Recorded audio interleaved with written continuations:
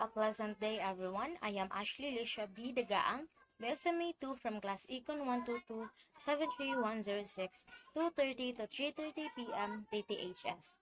This is my assignment number 1 titled Macroeconomics. First question. Define what is economics. Who is the father of economics? To define, economics is about economizing. It is a study of proper allocation and efficient use of scarce resources to produce goods and services for the satisfaction of unlimited needs and wants of humans. Along with this, the father of economics is the Scottish philosopher Adam Smith. Second question. What are the branches of economics and define each? Economics is a broad subject concerned with the optimal distribution of resources in society. Within the subject, there are two major branches of economics, namely, first, microeconomics, which is concerned with the study of the behavior of individual entities such as households, firms, and industries, and the distribution of production and income among them. It is also known as price theory that explains the composition or allocation of total production. Second is macroeconomics, which deals with the aggregate behavior of the entire economic system. It perceives the overall dimensions of economic affairs of a country rather than working of articulation or dimensions of the individual parts. In other words, micro means individualistic and macro means aggregative. Third question. What are the 10 basic principles of economics and give your understanding to each principles? The 10 principles of economics is subdivided into three parts. First is the principles of how people make decisions. It includes Principle 1, people face trade-off. It means that to make decisions, people have to make choices where they have to select among the various options available. Principle 2, the cost of something is what you give up to get it. It means that every decision involves an opportunity cost, which is the cost of those options which will it go while selecting the most appropriate one. Principle 3.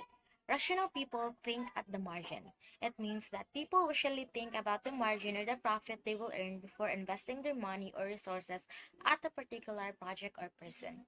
Principle 4. People respond to incentives.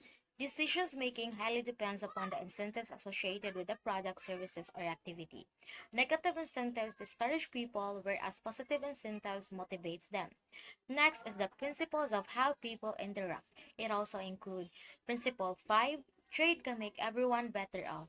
This principle says that trade is a medium of exchange among people. Everyone gets a chance to offer those products or services which they are good at making and purchase those products or services too, which others are good at manufacturing. Principle 6. Markets are usually a good way to organize economic activity. It means that markets mostly act as a medium of interaction among the consumers and the producers. The consumers express their needs and requirement or demand, whereas the producers decide whether they produce goods or services required or not. Principle 7. Governments can sometimes improve market outcomes. It means that government intervenes business operation at the time of unfavorable market condition or for the welfare of society. One such example is when the government decides minimum wages for labor welfare. Finally, the principles of how economy work as a whole consist as well with the last principles, including Principle 8, a country's standard of living depends on its ability to produce goods and services. For the growth of the economy of a country, the organization must be efficient enough to produce goods and services. It ultimately meets the consumer's demand and improves cost domestic product to raise the country's standard of living. Principle 9. Price rise when the government prints too much money. It means that if there are surplus money available with people, their spending capacity increases, ultimately leading to a rise in demand. When the producers are unable to meet the consumer's demand, inflation takes place. Lastly, Principle 10, society faces a short-run trade-off between inflation and employment. It means that to reduce unemployment, the government brings in various economic policies into action. These policies aims at boosting the economy in the short run. Such practices lead to inflation. Fourth question. Brief history of macroeconomics. Who founded or the father of macroeconomics? Macroeconomics as a field of study has a long and evolving history. While the term macroeconomics itself emerged in the 1940s, the foundation of macroeconomics can be traced back to the work of Adam Smith, David Ricardo, and John Stuart Mill, who addressed the issue related to unemployment, prices, growth, and trade.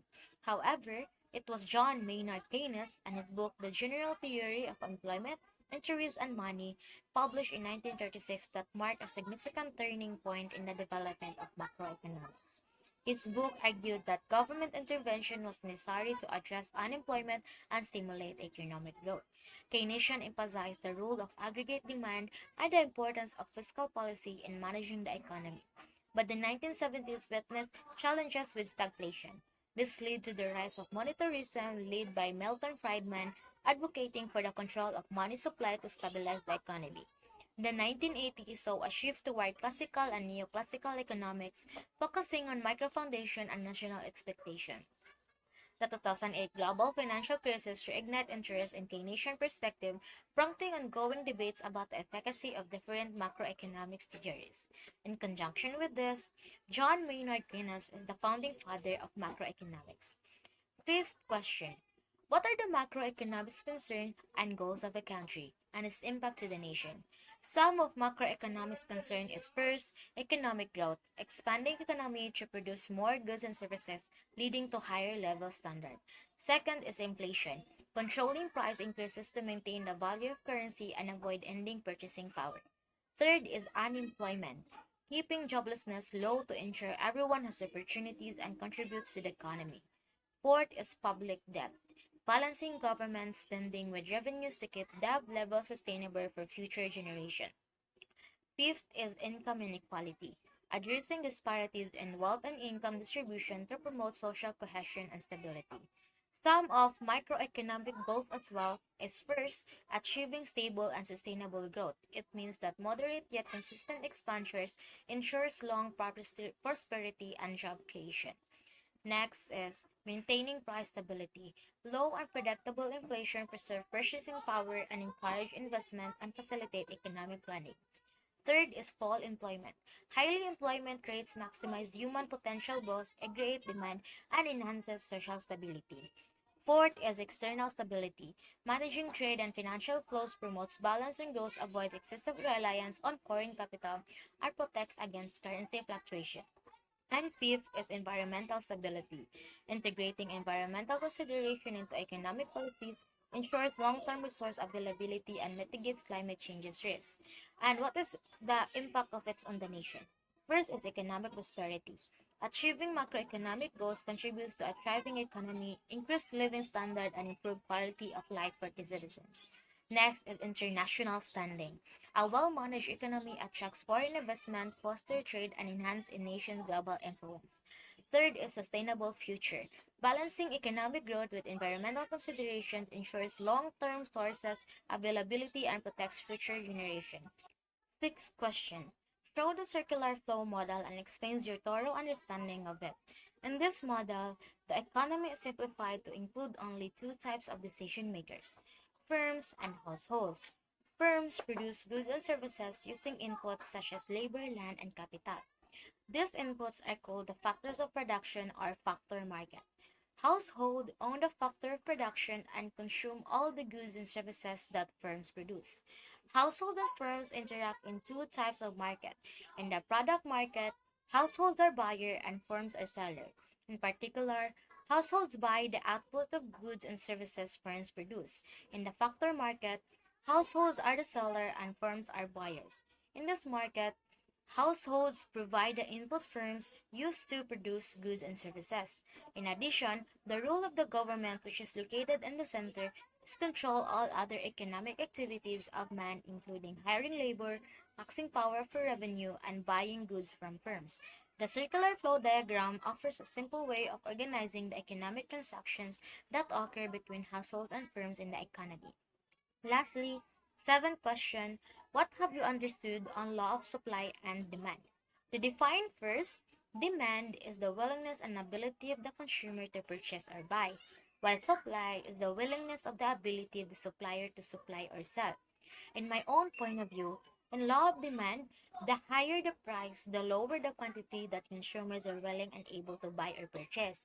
On the other hand, Lower the price, the higher the consumers are willing to buy or purchase. While in terms of low supply, the higher the price, the higher the quantity that sellers or producers are willing and able to supply. And on the other hand, the lower the price, the lower the quantity that sellers or producers are willing and able to supply.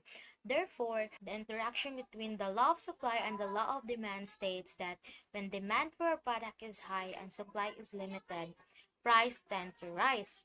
Conversely, when supply is high and demand is low, then price tend to fall. The balance between these two forces determines the equilibrium price and quantity of a product in the market. That's all. Thank you.